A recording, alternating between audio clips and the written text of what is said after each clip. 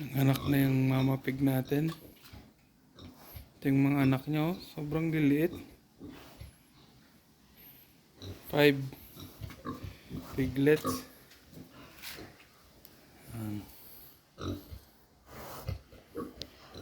Natulo na yung milk ng mama pig.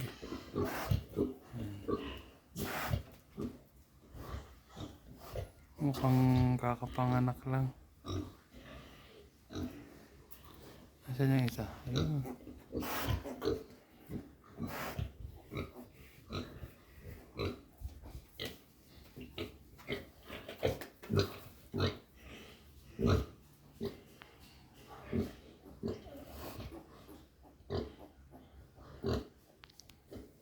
Kunti lang ngayon yung anak niya. Ito yung nanganak dati ng siyam. Sobrang lilit nila, oh.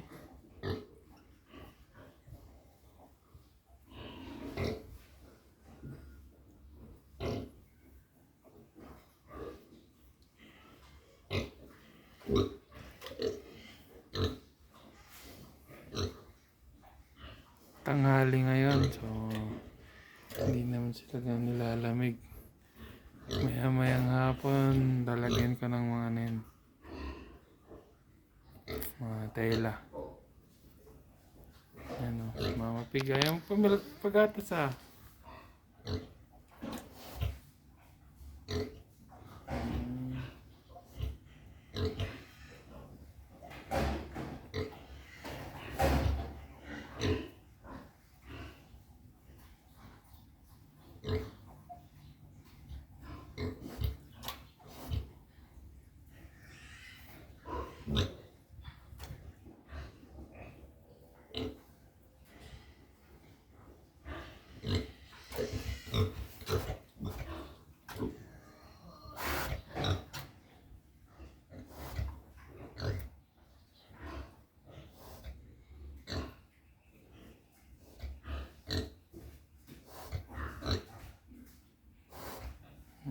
Mahina pa sila kaya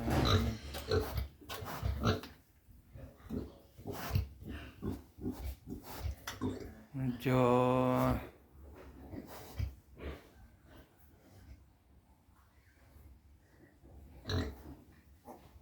conscious yung mami sa atin. Yan. Layo na tayo para pagatas siya ng maayos. Ayan, oh. Mama pig. Newborn piglets. 5 heads. Di ko alam kung hindi mo lang ba talaga eh, kasi tatanong natin mamaya sa father ko. Medyo matapang, kapapanganak eh. Ito yung ilalagay ko mamaya. Tela. Ito guys, yung anak ng pitrin natin, medyo malalaki na. Mabibilis na sila. Ano? Naama tong pitrin natin eh. Yan yung mga babies nyo. Babies! Baby pigs. Takot sa atin. Ayan. Mailap mga to. Ayan. Ito tayo sa native pigs. Ayan guys, papansin nyo may mga mais. Sobrang lalakas kasi kumain ng mga pigs tong mga to eh. Kaya napag-desisyon namin ng papa, pakainin sila ng yan, full corn. Ayan. Medyo malalaki na sila. Isang buwang pure grower feeds lang yan, oh. Yan, mukhang mas ma-okay na yung katawan nila para magpa-breed. Ayos. Yan.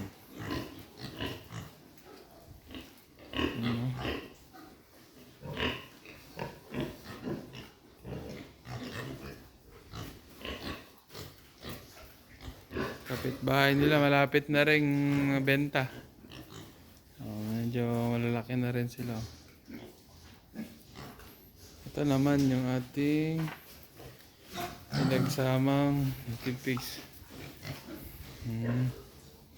Malaki na. Nung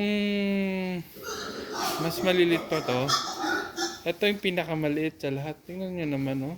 Mas malaki na siya sa bulugan. Pure feeds kasi yan eh.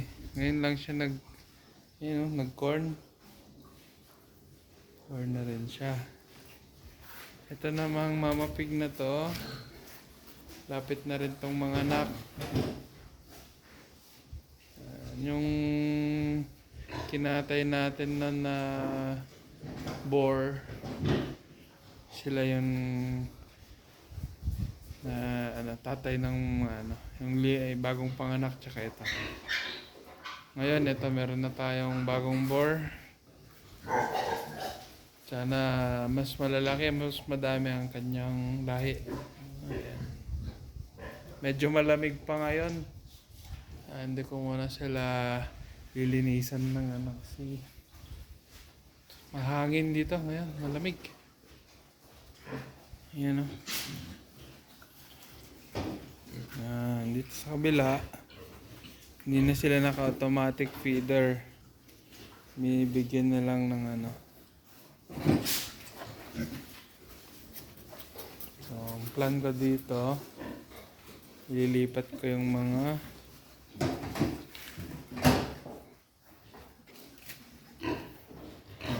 lalaki dito. Punta ko dito yung mga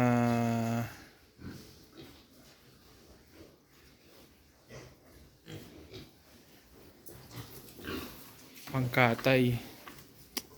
Tapos yung mga babae tsaka yung boar natin, pagsasamahin ko lahat. Saka ko na lang paghiwalayin kapag may malalaki na ang tiyan. So mamaya lilinisan ko yung dating kulungan sa labas. Dito. Guys, ubos na yung ating feeds. Babalik ko sila dito. Yung mga barakong yung mga lalaking nakapon. Kasi pagpapatuloy natin yung pagpapakain sa kanila ng organic. Nakatenga na yung mga drums natin, Ayan,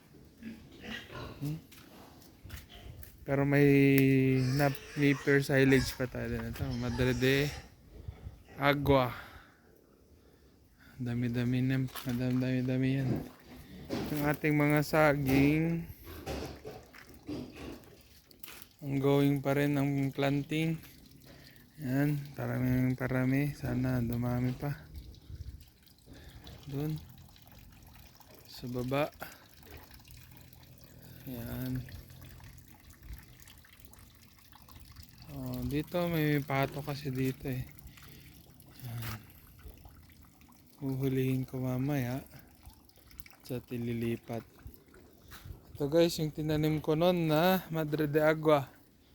Yan dami na siyang mga talbos. Tinusok ko lang yan dyan. Sa paminsan-minsan dinidiligan. Naging ganyan. Ito yung nauna kong tinanim to eh. Ayan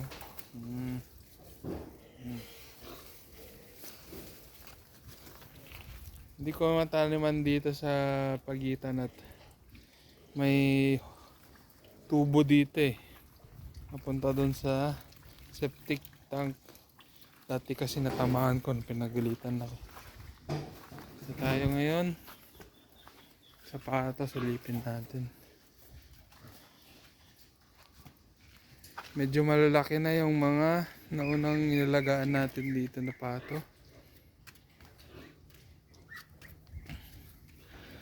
Guys, purong mais lang to. At yung mga mais tanim-tanim lang. Yan. Actually for harvest na yung ating mais. Nakita ko kanina dun sa gilid. Ayan, may mga saging pa dito, nabuwal lang at binagyo eh.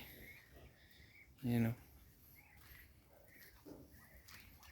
Tingnan natin yung mga mais.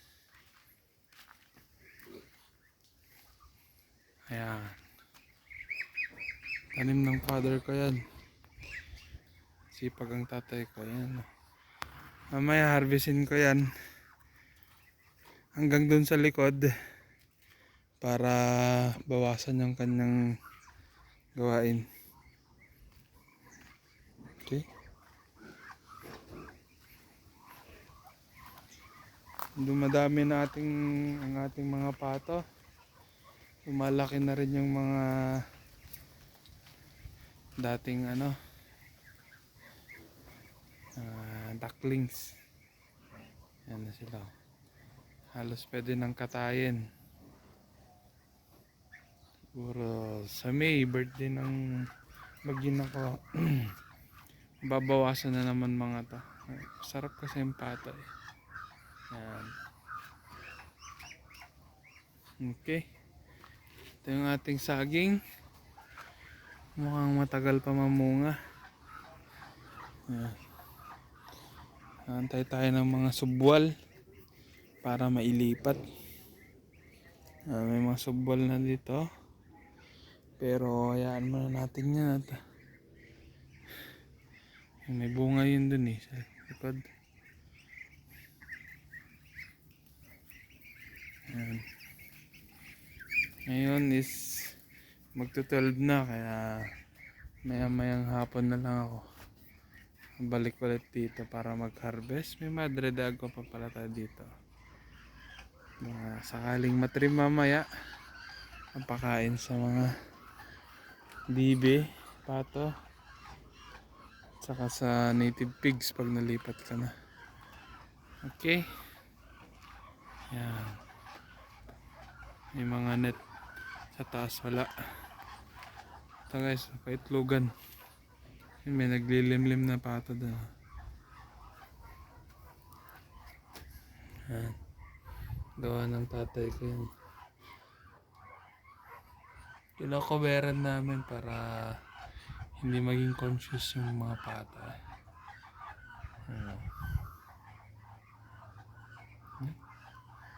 May itlog ata dito. May umalis kanina yun.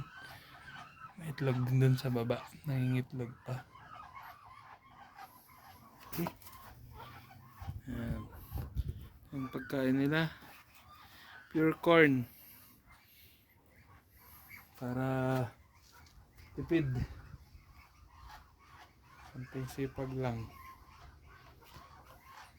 Kita nyo naman yung mga pato, medyo malalaki naman. Yan.